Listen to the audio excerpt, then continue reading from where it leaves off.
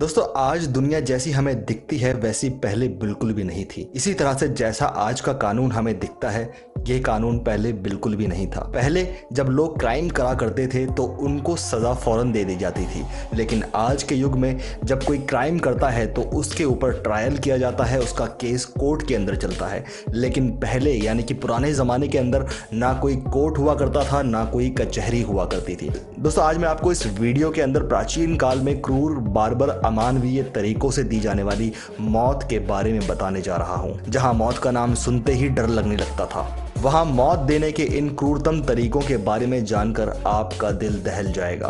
दोस्तों प्राचीन काल में अपराधियों को और दुश्मनों को मौत देने के लिए ऐसे तरीके इस्तेमाल किए जाते थे जिसमें आदमी तिल तिल करके करोड़ों बार मरता था। प्राचीन काल के इंसानी इतिहास में मौत देने के इनसे ज्यादा क्रूर, बार्बर, अमानवीय, हिंसक और असहनीय तरीके नहीं हो सकते थे। दोस्तों आप इस वीडियो को एंड तक जरूर देखिएगा। दोस्तों इस वीडियो को लाइक जरूर कर दीजिएगा और साथ में चैनल को सब्सक्राइब कर लीजिए और बाजू वाला घंटी का बटन दबा करके ऑल नोटिफिकेशंस को ऑन कर लीजिए ताकि आपको सबसे पहले वीडियोस मिल सकें।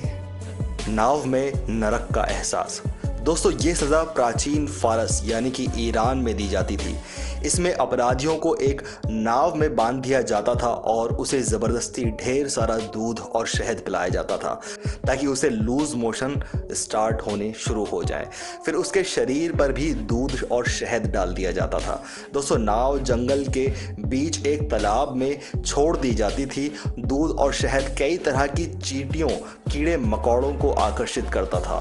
दोस्तों इंसान के लूज मोशन से भी ऐसे जीव वहां पर बड़ी तादाद में जुट जाते थे। करोड़ों की संख्या में ऐसे कीड़े मकोड़े उस इंसान को काटने लगते थे। धीरे धीरे उसका शरीर सड़ने लग जाता था।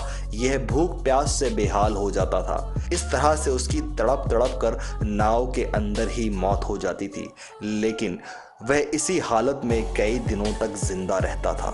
हाथी के पैरों तले रौंदवाना। दोस्तों ये सज़ा प्राचीन काल में साउथ एशिया और साउथ ईस्ट एशिया में दी जाती थी। दोस्तों इंसान को हाथी के पैरों तले कुचलवा कर मरवा दिया जाता था, लेकिन उससे पहले उसे बहुत ज़्यादा खचेड़ा जाता था। हाथी के पैरों में बांध करके उसे दूर दूर तक लेकर जाया जाता था और जब वो बदहाल हो जाता था तो उसका हाथी के पैरों से सर कुचलवा दिया जाता था और इस तरह सजाए मौत सुना करके उसको इस दुनिया से विदा कर दिया जाता था। तोप के मुंह पर बांध कर उड़ा देना। दोस्तों ये सजा 19वीं सदी तक भारत में भी प्रचलित थी। अंग्रेजों ने कई हिंदुस्तानियों को इस तरह तोप के मुंह पर बांध कर उड़ा दिया था। दोस्तों इस सजा में व्यक्ति के तत्काल चीथड़े उड़ जाया करते थे और वह तड़पता भी नहीं था। हमारे ऐसे कई स्वतंत्रता सेनानी हंसते हंसते तोप के मुंह पर बांध कर उड़ा दिए जाते थे।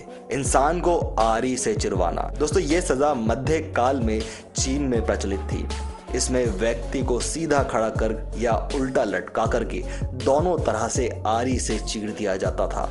सीधा खड़ा करके इंसान को बीच से काट दिया जाता था जिससे उसकी तुरंत मौत हो जाती थी, लेकिन जब इंसान को उल्टा लटका करके चीरा जाता था तो वह बहुत ही दर्दनाक मौत हुआ करती थी, क्योंकि जब उसका शरीर टांगों के बीच से लेकर पेट तक चिरता था लेकिन उसका दिमाग एक्टिव रहता था, इसलिए उस व्यक्ति की भयंकर तरीके से मौत हो जाया करती थी। घोड़ों से बांधकर खिंचवाना।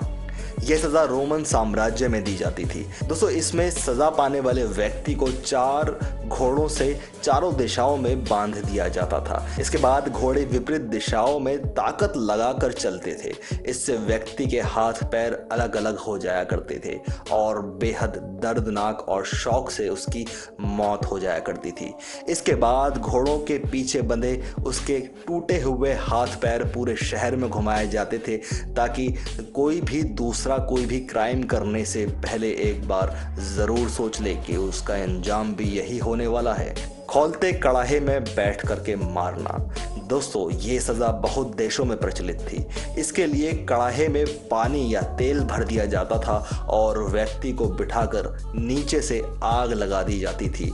तेल या पानी धीरे धीरे खौलने लगता था और व्यक्ति की तड़प बढ़ने लगती थी। इसका प्रयोग मारने के साथ साथ टॉर्चर करने और राज उगलवाने के लिए भी किया जाता था। लिंगची कहलाने वाले क्रूर तरीके। दोस्तों, चीन में 1905 तक लिंगची कहलाने वाले इस क्रूर तरीके से मौत की सजा दी जाती थी।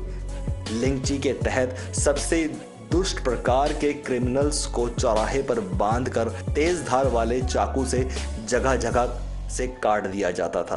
पहले उसकी छाती और जांघों का मांस काटा जाता था, फिर नाक, उंगलियां और प्राइवेट पार्ट्स भी काट दिए जाते थे। इस प्रक्रिया में सैकड़ों बार चाकू चलाया जाता था, मांस के लोथड़े निकलते रहते थे। इस तरह सब होने के बाद भी अपराधी मरता नहीं था, तड़पता रहता था, तो चाकू से उसका दिल निकाल दिया जाता था। और ये तभी होता था जब वह इंसान जिंदा रहता है। अगर चीन के शासक को किसी अपराधी पर थोड़ी बहुत दया आ जाती थी तो लिंगची से पहले उसे अफीम पिला दी जाती थी ताकि उसे दर्द का एहसास कम हो। भूखे शेरों के सामने डाल देना। प्राचीन रोम में एम्फी थिएटर और कोलोजियम बनाए गए थे। वहाँ मनोरंजन की एक्टिविटीज हुआ करती थी। इसके लिए अपराधियों को तरह तरह से मार दिया जाता था। उन्हें भूखे शेरों के सामने डाल दिया जाता था। ऊपर से बहुत सारे लोग देखते और तालियां बजाते। नीचे शेर उस अपराधी को नोच डाल दिया करते थे। ये दर्दनाक सजा इतनी खतरनाक होती थी कि अपराधी कोई भी जुर्म करने से पहले 100 बार सोचा करता था। भट्टी पर तड़पा तड़पा कर मारना। ये आग में जलाने से भी ज्यादा क्रूर होता था क्योंकि इसमें धीरे धीरे तड़प कर मौत हुआ करती थी। इसमें भट्टी जैसी संरचना पर व्यक्ति को लिटाकर नीचे से कोयले जलाए जाते थे। जब कोयलों की आंच बढ़कर इंसान के शरीर तक पहुंचती तो वह धीरे धीरे गर्म होकर जलने लग जाता था और चीखें मारकर अपनी माफी की गुहार करा करता था। सांड के भीतर ठूस कर भूनना। यह सजा एथेंस में दी जाती थी। दोस्तों, इसके तहत आदमी को एक मेटल के बने खोखले सांड में ठूस कर ढक्कन बंद कर दिया जाता था। इसके बाद नीचे आग लगा दी जाती थी। आग में मेटल धीरे धीरे तड़प कर लाल होने लग जाता था और अंदर बंद आदमी तड़प तड़प कर मरने लग जाता था। दोस्तों, सांड का मुंह खुला रहता था जिससे होकर इंसान की चीखें बाहर आती थीं और उसके आसपास खड़े लोगों के रोंगटे खड़े हो जाते थे। बांसों से बने नोजों के ऊपर फेंकना। प्राचीन काल में यह सजा एशिया में प्रचलित थी। बांस जब बढ़ते थे तो उनके सिर नुकीले हो जाया करते थे। इन पर लिटाकर अपराधी को बांध दिया जाता था। जब धीरे धीरे व्यक्ति के शरीर को छेदते हुए ये बढ़ने लगते थे। यही नहीं, वह जल्दी से मरते नहीं थे। इसके लिए अपराधी को खाना पीना भी दिया जाता था। इससे व्यक्ति बहुत लंबे समय तक तड़प तड़प कर चीख पुकारे करके मरता था। दोस्तों, आज के लिए बस इतना ही। नेक्स्ट वीडियो में आपके सामने फिर हाजिर होऊंगा। तब तक के लिए धन्यवाद।